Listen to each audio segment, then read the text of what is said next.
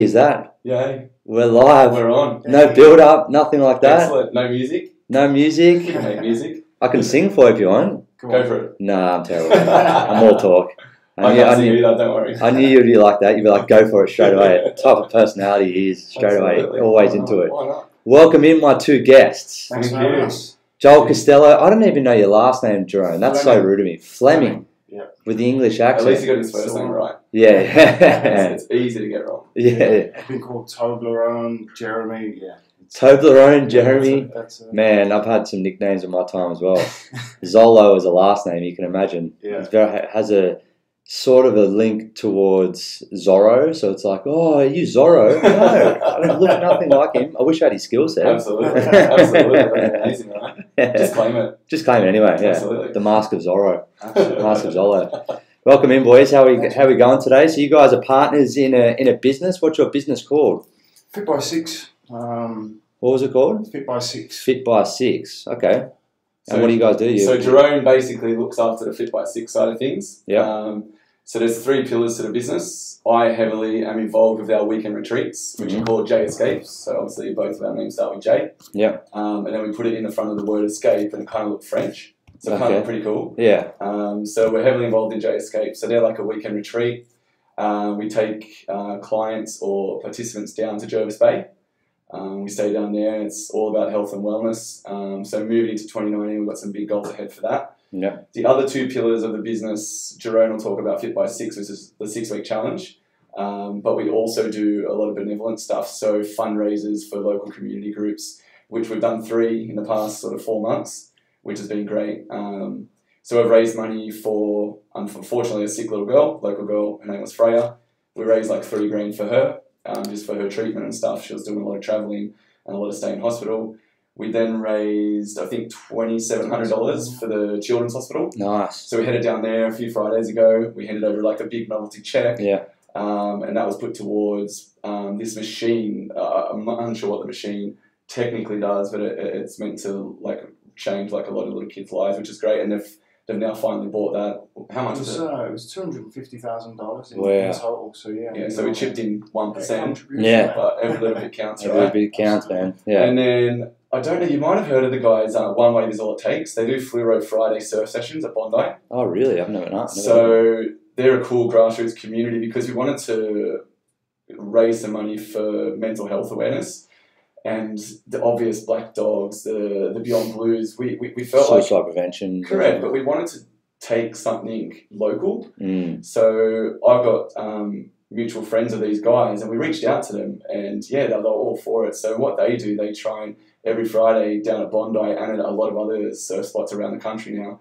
they just dress up in fluoro and they sit around in a massive circle and they just talk about mental health and they bring it to the forefront. That's awesome. The main guy, he basically discusses how mental health isn't visible. Like say you broke your arm, you can see you got a cast on, everyone signs it. Whereas mental health, it's a bit in your head. No one can really see it. You know, I might have mental health right now and you guys don't know. Mm. So the reason they do fluoro is to try and give it a bit of colour and personality and his goals and his kind of whole mantra was really, really cool. So we got them to come along to our most recent fundraiser a few weekends ago and we raised like $2,400 for those guys. And it's incredible to actually give it to someone that we can see Yeah. as opposed to donating it to a website and we don't know where it's going to go and all that kind of stuff. Mm. Jerome can talk a bit more about the 6-week challenge now. It's been a great success. Yeah, it's been a great success. Fit by Six originally started this year, so 6 months ago. And our goal is not only to transform people's lives, through health, fitness, it's to build a community. And we've started that this year. The 6-week challenge has gone really well, produced some fantastic results. It's based around various different components, mainly your strength training, your high intensity interval training, your HIIT training, and your metabolic conditioning training. But the main emphasis for us as a company is to build a community, and that's been my favourite part of the challenge. Fitness can be a lonely journey. If you go into the gym by yourself, if you're training outdoors by yourself, it can be a lonely journey, and it's easy to get distracted by certain things nowadays. But if you're part of a community and you have that kind of sense of feeling that I'm part of something, that's what we're aiming for. And those that have been involved in the community and our Facebook group's been going crazy just every day with motivational content, nutrition content, results, which inspires, motivates, and keeps everyone accountable for what they set out to achieve. So it's worked really well so far. And is it more of an online component, or is it meet up outdoors? Yeah, so basically we've got our online component where we upload different workouts every day onto our Facebook group, which gives the program a sense of variety, so you're not getting bored every day. The strength kind of component of the program remains the same, consistent throughout the 6 weeks, but then we throw in the Metcons every day to keep it varied, and everyone uploads their workouts onto the group and sees what's going on. And as I say, like that sense of accountability, if you haven't uploaded it that day, you feel bad, and it's just inspiring to see everyone on there putting in 100% in every day. And even for myself, it inspires me to knuckle down with my training.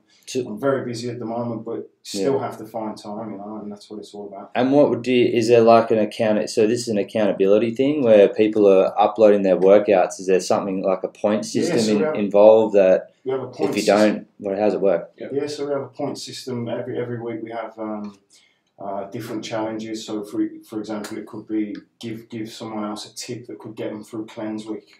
Cleanse Week is a very important component of our challenge, building the foundation, restoring the body from a cellular level so that you can, really set a good foundation for the next 5-6 weeks and beyond, of course. But yeah, the point system, so we put that in place to keep each other accountable. Every day we post a different workout, and that workout has to be filmed and uploaded onto the group, and then you earn points from that. As I mentioned, the weekly challenges, points for before and after photos and stuff. So we've got some great content for the last couple of challenges. Yeah, it was great for me because, in the past I've run similar things myself being a PT, whereas this time I was just a paying client. Like, it was fantastic. Like, Jerome did everything and I just sat back, did all the workouts, uploaded my videos, trying to gain my points, and there's such a good, healthy competitiveness within the whole community where there's no heroes, there are no winners or losers, but you do feel like, say I've had a big rough day, I've been doing clients since 6 a.m, and I know I have to do my WOD and film it, and it makes you do it, whereas if I wasn't on a challenge, I would have easily gone home and had a nap. That accountability, the fact that I'm going to get a point for every video that I upload, so there's 5 workouts a week, there's 5 points a week, and then if I do more of my workouts, my before and after photo is going to look better at the end, right? So, and you gain a lot of points from your before and after photos. So he's hands down killed it, like from something that I've done similarly to just sit back and actually perform it from a member's point of view. It was seamless, it was fantastic, the community's great, like you're talking to randoms, like Jerome had it going on in the city, in Maroubra, in Canada, in the UK, and you're talking to these people over in Canada going, oh my God, how was that workout? Like, it was lots of fun, it's like they're in the same room as you. And yeah, it was really, really good. So I'm looking forward to the next one, which will be after the silly season's over. So good timing, right? Yeah, have a bit of time off. Have a bit of time off, yeah. Get fat again. 100%. It's human nature, and you've got to have a bit of a relaxation period, right? Do you find that that's the difficulty though? With people, after the challenge stops, would they go elsewhere, or do you have something that can keep going? We had an extension on this one, so we ran it for 6 weeks, and then we threw out an extension just to keep people active over the silly season, and it's been great to, going back to the whole community thing, like people have been training together in the gyms and wearing singlets, and it's just got a great vibe both inside of the gym and outside of the gym. So we've been doing free Saturday sessions at various different locations around Sydney. So one week we were in Maroubra, next week we were in Tamarama, and so on and so forth. So it's just great to mix it up, and for anyone listening, feel free to come down, join the crew, meet some new friends. It's not all. It is about fitness, of course, but for us, it's about building communities. That's making a lifestyle. Yeah. Because you're right. Like, you've got a PT background. You know how people yo-yo. Like, you do 6 weeks, and then all of a sudden. Oh yeah. 100%. So what we're trying to do, Jerome does his 6-week challenge, and then we will then have a weekend retreat 2 weeks later. So it keeps those people switched on, and then for that 2-week gap, they might go back to maintenance calories or live up a little bit, and then when they come to the retreat, we're back into teaching them about calorie counting. We do cooking classes. We show them how to make their life streamlined and fast. So we get them to make their own breakfast, which take like 2 minutes. So yeah, you have those people that would usually they would yo-yo, but instead they come to our retreat, they relax again, they do our cooking classes and stuff, and then they're revitalized to then go into our next 6-week challenge. So it's kind of like 6-week challenge, weekend retreat, 6-week challenge, weekend retreat, just so it becomes more of a lifestyle than a yo-yo festival. Because I've done it before, I've run like 6 or 7 of my own, and yeah, you get amazing results, yo-yo, amazing results, yo-yo. So we needed to bridge the gap, and especially with chucking in the fundraisers. So the fundraisers are like a big fitness competition, we chuck them in the middle. That also keeps people training hard because they really want to win the fundraisers. So yeah, it's all kind of like we're trying to educate people so that they don't need to work with us, but they just want to. And that's my kind of mantra in my business and my life. And yeah, we're finding that the 3 pillars just really feed into each other, create the community, and prevent yo-yoing. Like yo-yoing is the worst. Because you feel terrible for someone, you know. They've grinded away for 6 weeks, they've lost 6 to 10 kilos, and then it creeps back on. And we're trying to teach and educate little things just to change that, so then they don't yo-yo anymore, or they yo-yo to a smaller degree. And if you yo-yo to a smaller degree over time, you're eventually going to have the six-pack that you want, or the health that you want. Yeah. And what about you two, though? How did you guys come together? Like, are you good friends? Yes. An Englishman over here. What part of England are you from? I'm from Birmingham. Birmingham. Yes. I was born in England. Yeah? Okay. Yeah, you can't tell by my bogan Australian accent. I was born in Yorkshire. Oh, no way. Hull, Yorkshire. Hull's a very strong accent as well. Yeah, I know. None of that. I got nothing. I gave that up straight away. Yeah. I don't know if you know Hull. Hull's a place where even Hull people say people don't go to Hull, people leave Hull. Yeah. All I know from Hull is the football team, the Tigers. The Tigers, They're bright orange and black. Yeah, that's it. And I can pick someone who has a Hull accent straight away. Yeah. Very thick, right? Very thick. 100%. Very humble northerners. Humble northerners. You're Midlands, I aren't you? don't want to hear though, they tell you straight. Yeah, exactly right. North in Yeah. the UK, so yeah. Yeah. Now I love everything about Joel, apart from the fact that he's a Chelsea fan, you know. Oh, Chelsea fan, get out. Who are you? Who did you go for? I'd go for Hull Tigers, of course. Oh, wow. They're probably in about 10th division Yeah, now. I think they're in the 3rd tier. I'm obviously Aussie. I grew up down the south coast, but Jerome and I met. Luckily, I got a job at Fitness First Maroubra. What was it, 5 or 6 years ago now? Well, nearly 6 years ago. My goodness. So luckily, I got a job there, and then Jerome and I just magnetised to each other. So we just started working out with each other pretty much every day. Because, like, for me, I love working out with people. Yeah. I hate training on my own. Yeah. I'm very social. I like to talk a lot, generally waffling along, and it makes the gaps between our sets long. So I just talk. But, yeah, the accountability of he knows we're going to train together at 2 or 3 or 11 a.m. or whatever. And then we just hit it off. He's an Arsenal fan, I'm a Chelsea fan, which is weird. But, yeah, work ethic, good banter. And then I guess how we kind of, because I then moved on to other Fitness First clubs, and then Jerome's still at Maroubra, and then we kind of rekindled our kind of like bromance, like a year ago? Yeah, a year ago. I mean, you know, Joel was running fitness events and etc. for Fitness First, and that's always a field that I wanted to get into myself. So, you know, I've always seen Joel as an inspiration. His work ethic, just the positive vibes, man. That's what I deal with these days. I don't want to be surrounded by negativity. I just want to surround myself with positive, like-minded people. And Joel falls under that category. And I hit him up and just said, look, you know, we've got a few plans. Let's start the retreats together and start building communities, you know. So that's what we've done this year. It's working really well so far. And how do you guys plan? Like is it just more of an off the cuff thing? I've got an idea. So for and then you for just the go escapes, for it. or Yeah, the escapes, because you got the challenge. You got the challenges going. Yeah. You know, like PTs. You know what to do in that 6 weeks. Yeah. You might have a theme behind it, or I don't know how you work it that way. But the retreats or the fundraisers, is it just like a big workout, or how does that work? Initially, we in terms of planning it, we did a massive research weekend. We went down to Jervis Bay, and we probably walked around 35-40k in 2 days. In 2 days, you know, we were planning all the bushwalks and seeing which one was going to be best for the retreat.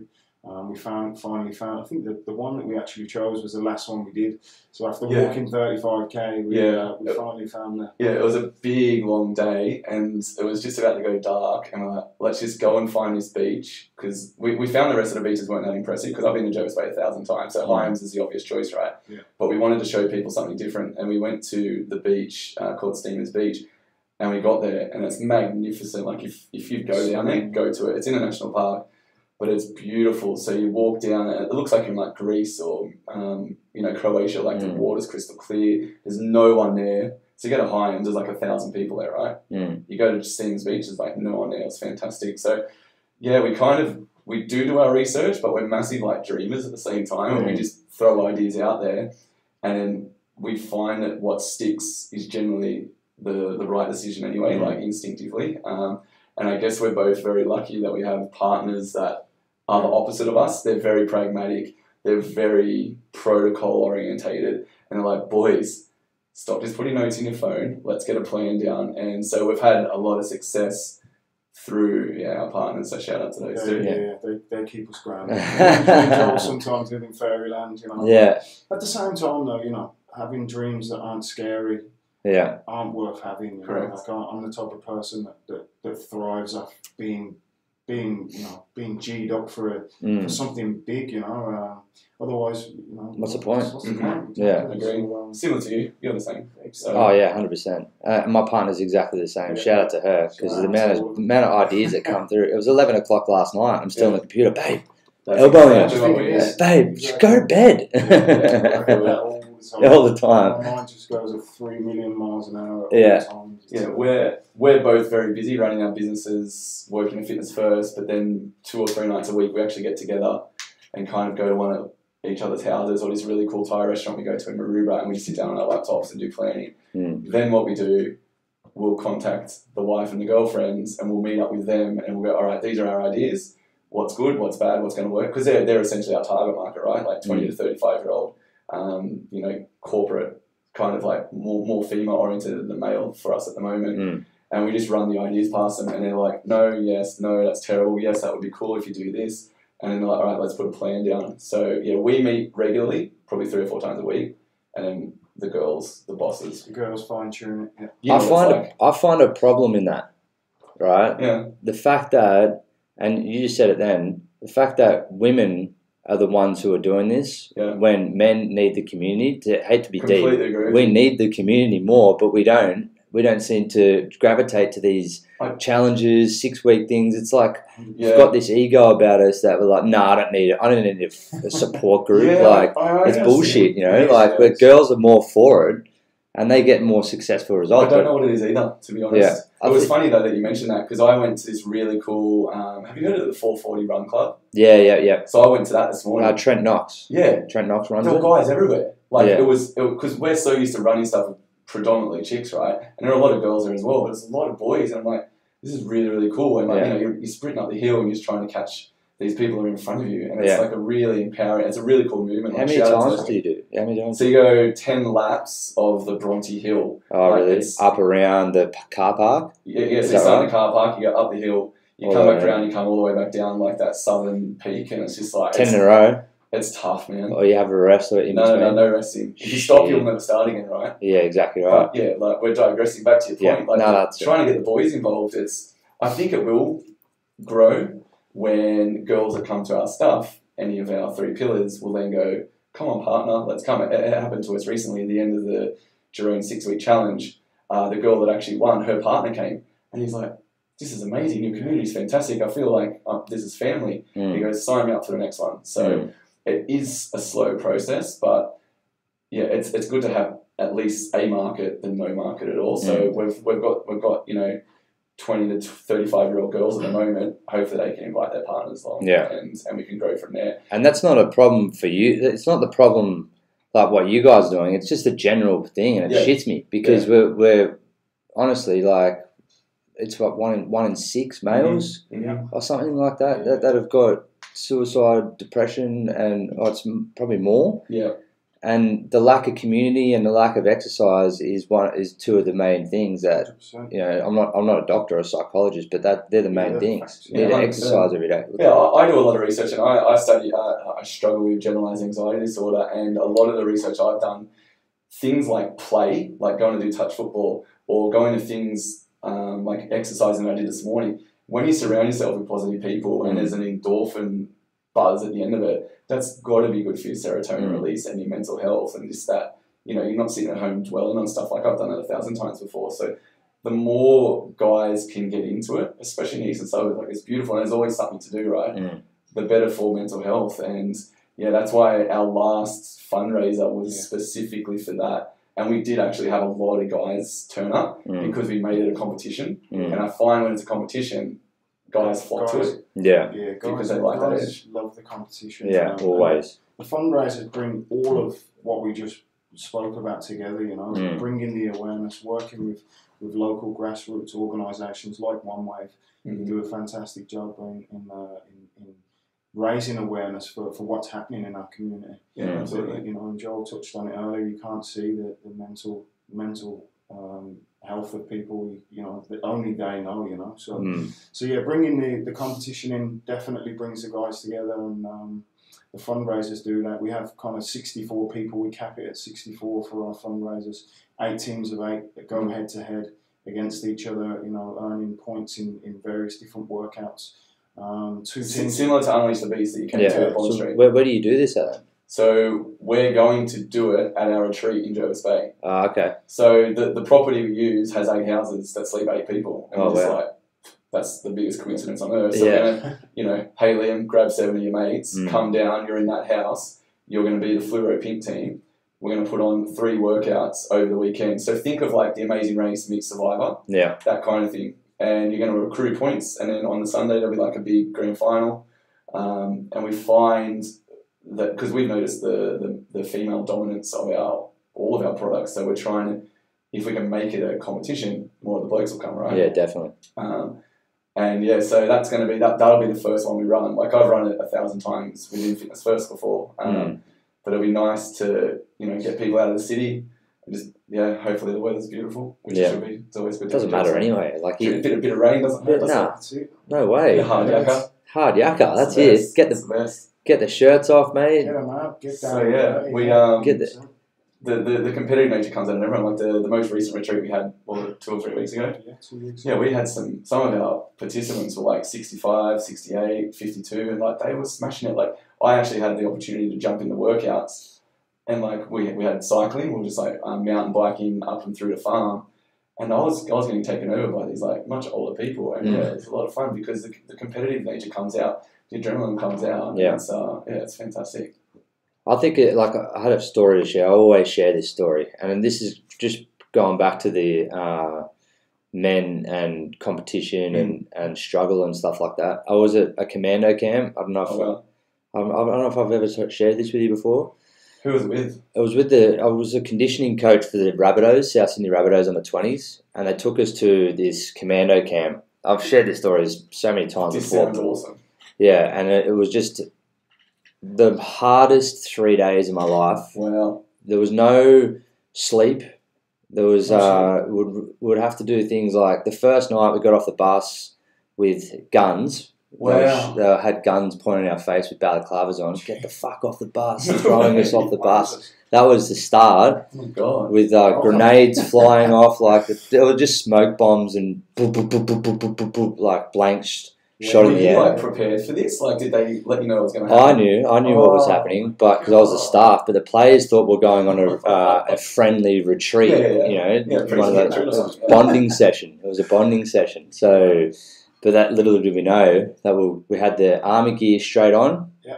They had the balaclavas on. They said start running. Wow. We were running in pitch black. It was 10 o'clock at night. Oh. We went to a footy field in the middle of a forest on the army barracks, and we just started doing laps, doing boxing, doing a push-up position, holding a push-up position for an hour straight. Wow. Yeah, just these drills where you would love this one for your retreat. You get like, I don't know how to explain this one. You have like 20 people in a row. Yeah.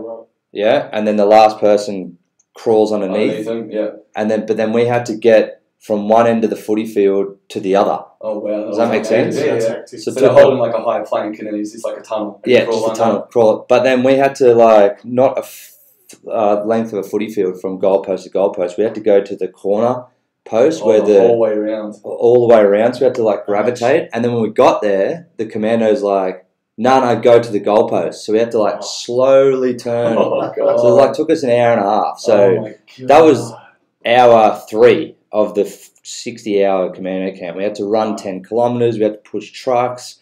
We had to do like tough mudders on steroids. Yeah. All this shit, right? Oh, and then like with no one sleeping, like it was just ridiculous. Some guy snapped his femur. Not his femur. His what's the low one? Oh my god, I'm having a mental blank. Yeah, I don't do anatomy. Tibia. Yeah, I think it was it. So he snapped it running in the national park back because we had to build sandbags and stuff like that, like a proper thing. Part of it. This was like day 2, and then when we built this sandbag thing for about 2 meters high, maybe 1-2 meters high, 3 or 4 meters long.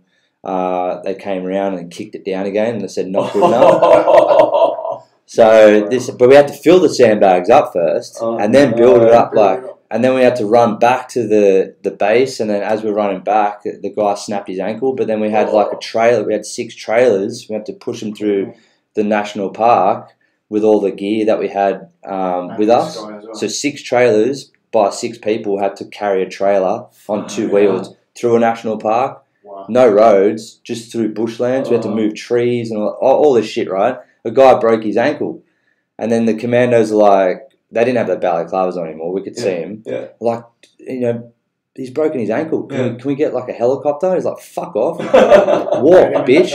Like, seriously, like that. Walk. Wow. Walk back. And he's like, I can't walk, so we had to carry him. Like 10 Ks back. Oh my god. And then we're like, no, we tried to truck. We had to put him in the trailer. Yeah. We thought we'd just put him in the trailer. We'll drag him. Commandos go, nah, get him the fuck out of the trailer. So I had to hold him for like a K, and he goes, I'm so sorry, man. And I'm like, no, I've got your back, brother. Wow. And then the next one's coming in, and we're helping him out. He's like, I'm so sorry, man. But the commandos didn't know what was wrong with him. Yeah, we just had to come together and help him out. And he ended up having he was out for 12 weeks. First 12 weeks. Anyway, so all this stuff was coming on, right?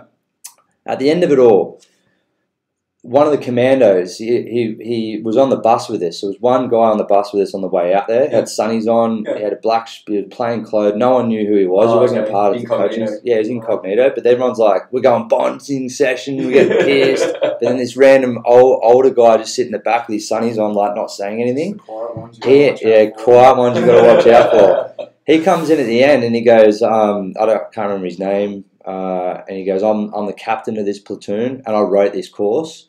And I'm a clinical psychologist.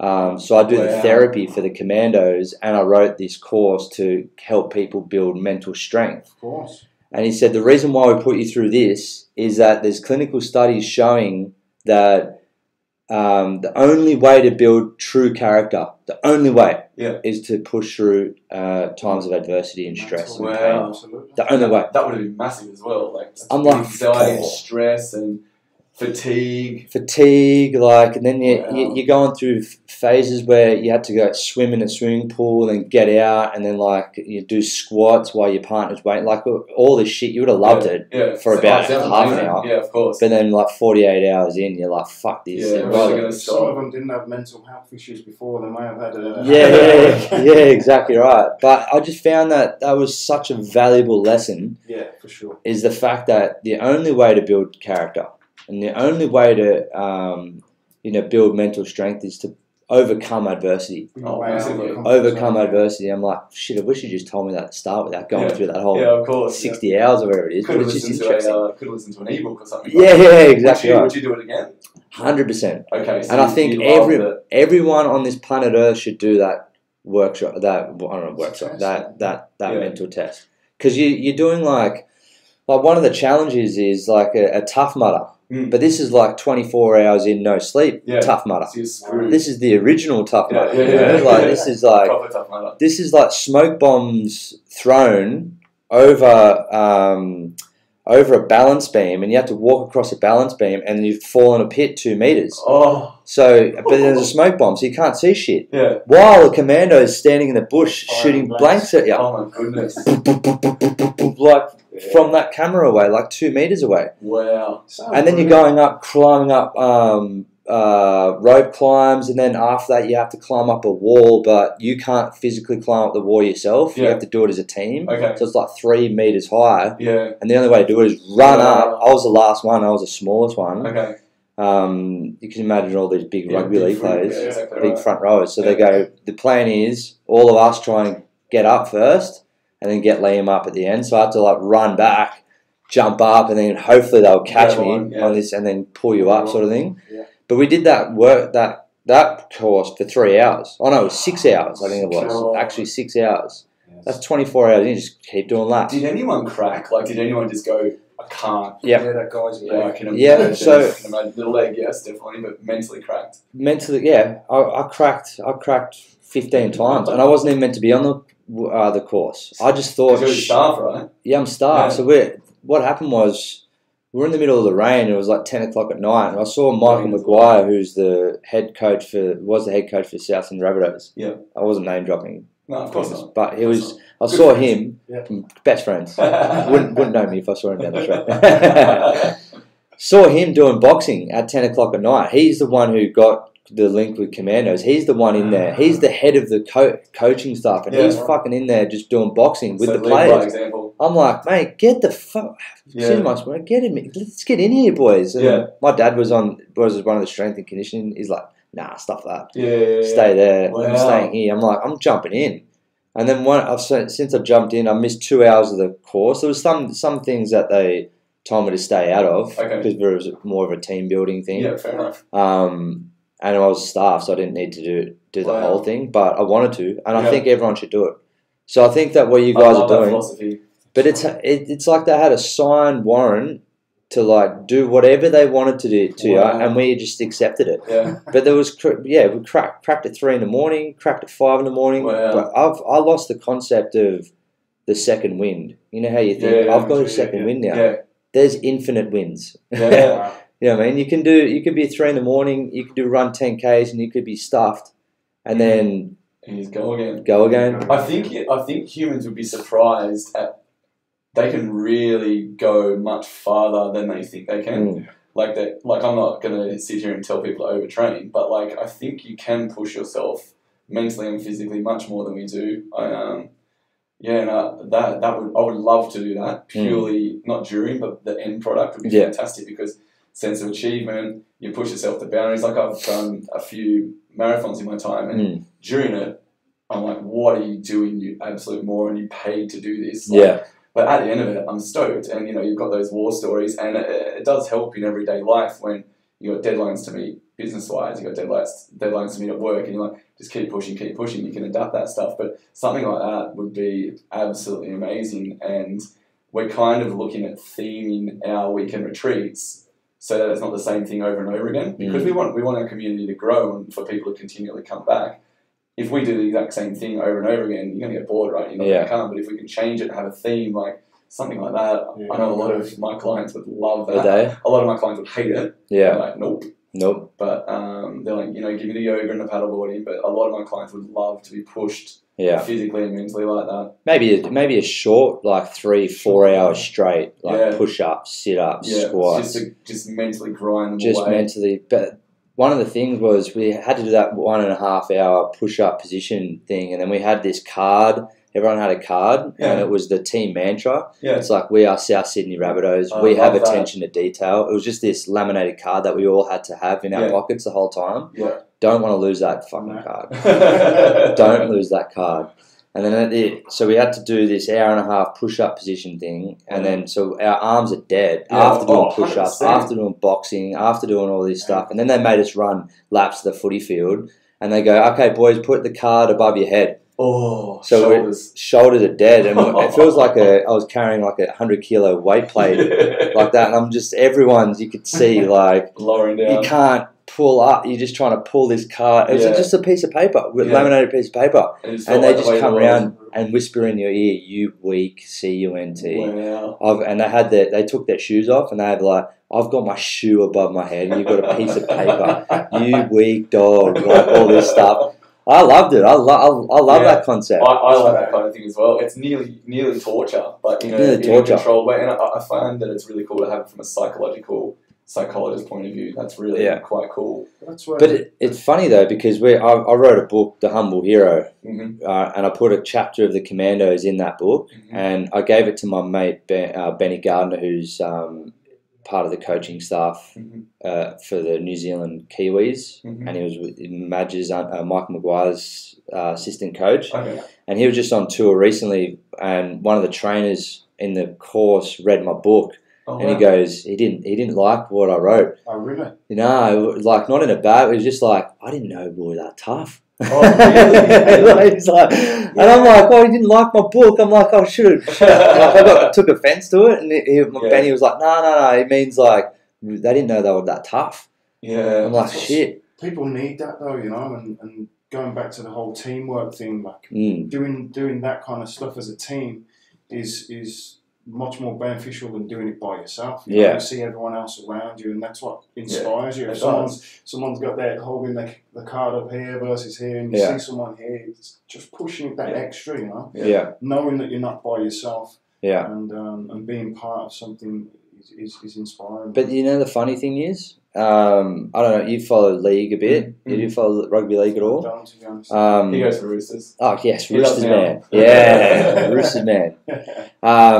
So we had one of the guys that was there, and the Commandos even said that this guy will play first grade, and he was only 18 or 19. Like with his mental toughness, he'll play first grade, and he did. He played for Origin last year. Angus Crichton. Oh wow! Yeah, I saw him the other night. Oh, did you? Yeah. So he was on that course, and he was just like eating it up, like just a born leader. You can tell, right? Just that commando, just that sergeant. He just keep going forward, but he was always going forward and trying to not put people down in the process. Like, come on, we've all got to do drills and stuff like that where people are, if we don't make this drill, we have to do it again. So then someone misses it, and then have 5 people going, come on, this is shit. Like you can see the people's personalities shine through when they put people down and try and be a bully. But instead, he was always trying to lift people up. Really motivating. You know what I mean? So that's what it's interesting to see.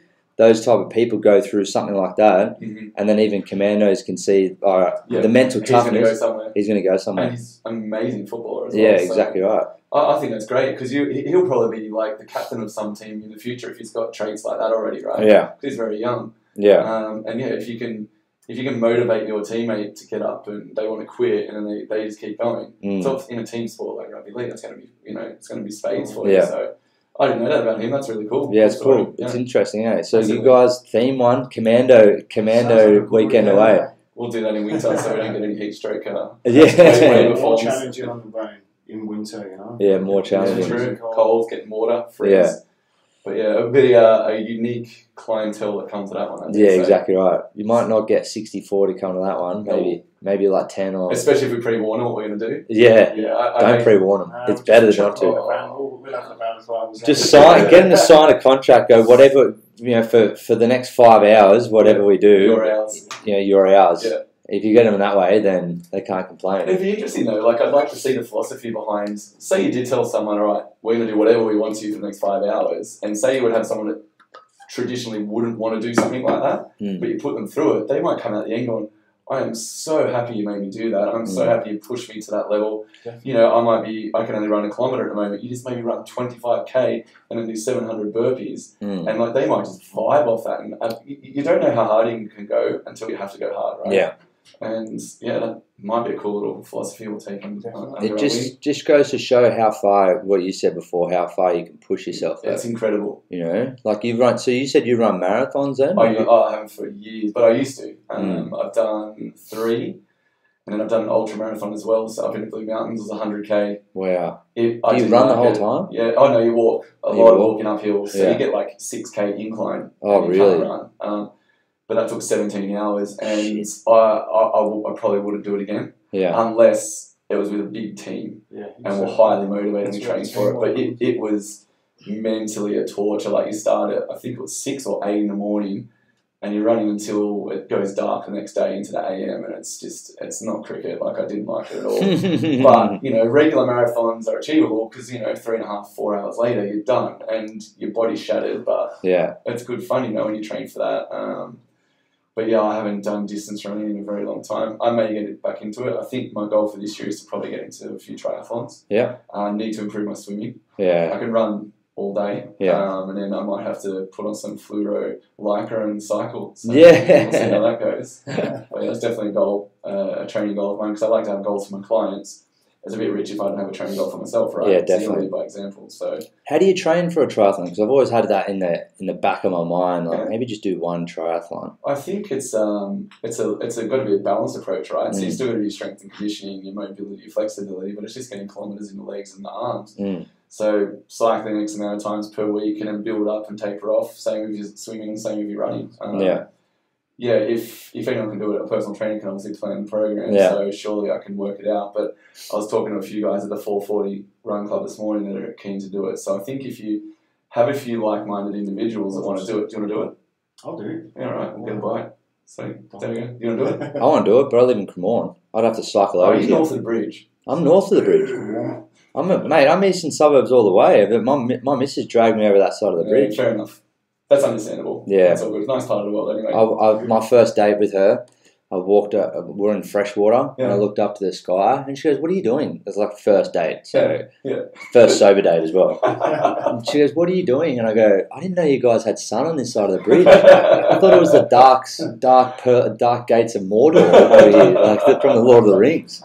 So is she from there originally? Yeah, she's from there originally. Okay, so she's gonna hate that. Yeah, she's gonna hate that definitely. But I love it over there. It's good. Yeah, good. No, it's a beautiful part of the world. It's just good to give people a bit of stick, right? Yeah, and my new job, I work as a physiotherapy sales rep. So I work for physiotherapy supplies. So and they've given me the north side of the bridge, all the way Dubbo, Mudgee, all those sorts of areas. Wow. Lots of travelling. Lots of travelling. But the thing about it is that they were trying to restructure their territories and regions, and I actually looked. There's the eastern suburbs and the city, and I'm like, man, I'll just go. There's so many places I could go around there. There's so many friends that I could go around and see. I'm like, nah, I want to go north side. Yeah. Only not because of the north side, but just because I want to go somewhere where no one knows me, and then I can build that area, knowing that I built it off, like no one knowing me. So it's like an own challenge itself. And stuff like that. Yeah.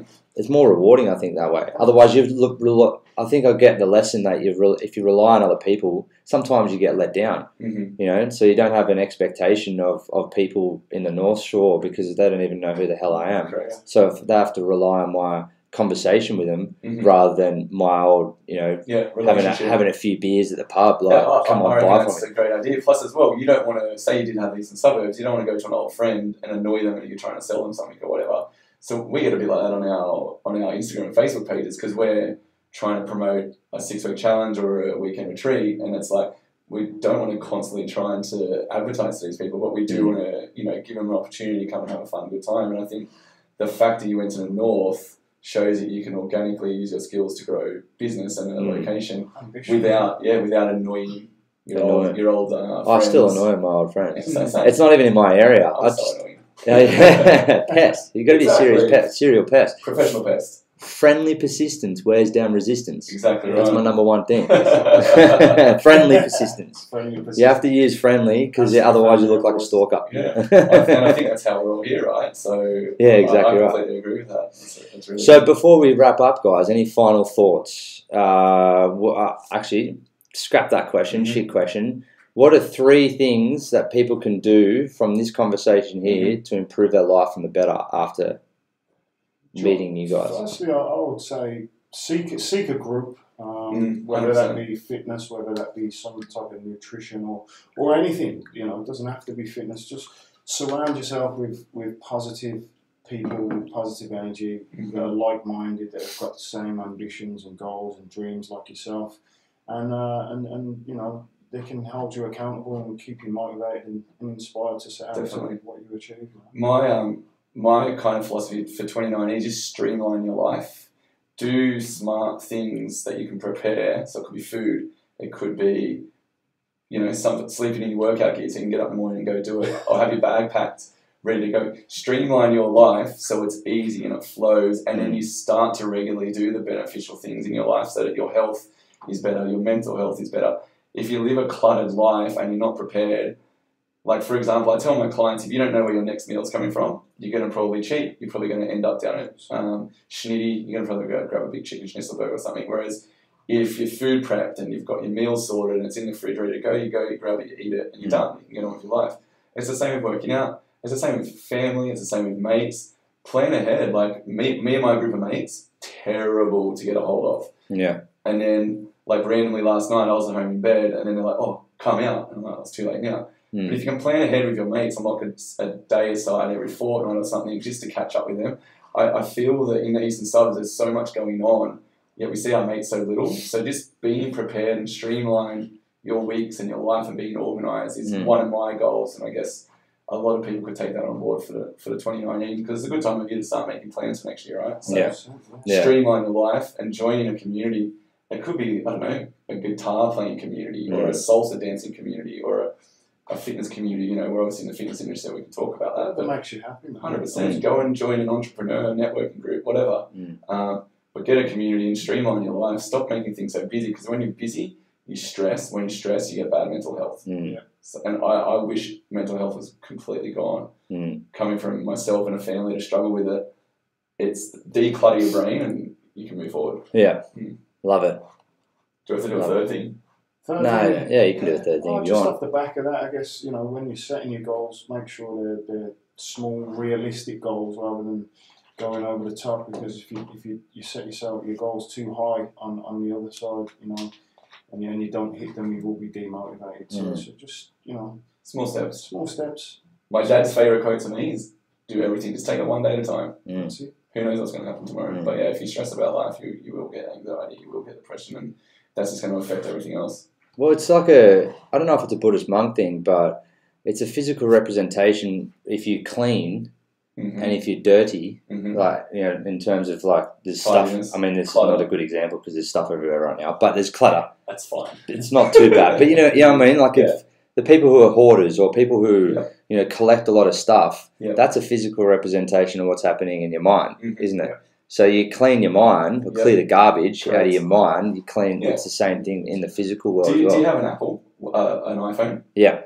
So you can double tap the button and then it shows you all the open apps you've got and open pages and you can flick them up and close them. Yeah. People got to start doing that with their life. So I'm the worst at it. I feel like I have all these open pages and stuff going around in my head. So I sit down, I just write down a list of goals and then I think things like food prepping, cleaning my room, doing my washing, planning when I'm going to see my mates during the week, planning when we're going to catch up.